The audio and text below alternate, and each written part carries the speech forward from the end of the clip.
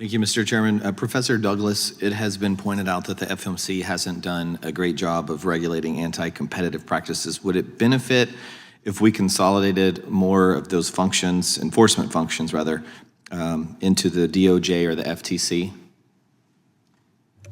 So I think that if you repealed the exemption, the DOJ and FTC would have those enforcement functions that the FMC is not using. Do you have a position on that? Yeah, I think that the repealed exemption is something that a lot of people would support, and I definitely support. And so I think maybe if I can dig in a bit more to what you're asking, I'm not necessarily saying that the FMC's power has to change, but I think that additive power from DOJ and FTC by repealing the exemption would be beneficial here because we're not seeing a lot of enforcement. Are there current policies or regulatory loopholes that the big three alliances are using or exploiting that you're aware of? So it's not a loophole in that it's permitted under the Shipping Act right now. So with under 4307, antitrust law does not apply to these big three shipping companies. So in that sense, I think it's a matter of the law permitting it right now because of the exemption. Thank you.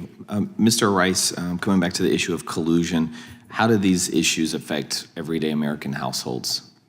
Sure, and thank you, Congressman, for the question. And as we've seen for our dairy producers and exporters, the highly consolidated nature of the shipping industry creates headaches for us due to inefficiencies that arise.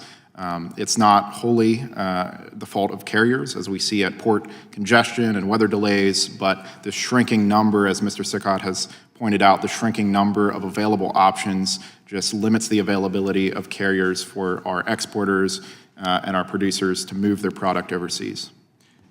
And Mr. Sickott, what changes to the current regulatory framework would you propose, short of a full removal of the antitrust exemption?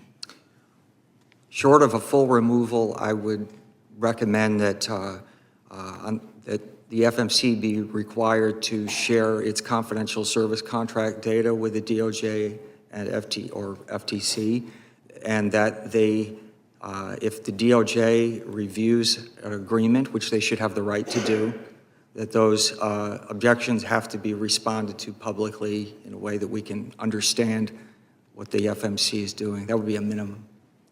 And it also doesn't seem like there are lots of American ship companies banging down our doors asking for this. Well, there are in terms of ocean shipping carriers, zero, right? I mean, they were absorbed into foreign shipping companies over the past 30 years, 30 to 40 years. There used to be two very large ones, but that's true. I'll close with you, Dr. Moss. My constituents aren't banging down my door about this issue. I suspect my colleagues on the left would say the same thing. Do you have anything you'd add? It seems like everyone's getting toward the same page here. I do think consumers care significantly about their cost of living. Sure, absolutely. We know this to be a serious problem.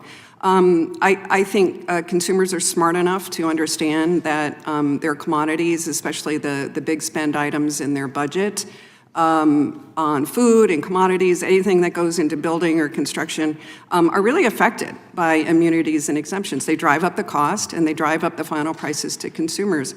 And I think I've talked to I talk to consumers all the time, and they are aware of these policies. And when I say, you know, did you know that the antitrust laws don't apply in this particular sector, they get very angry. Sounds crazy, right?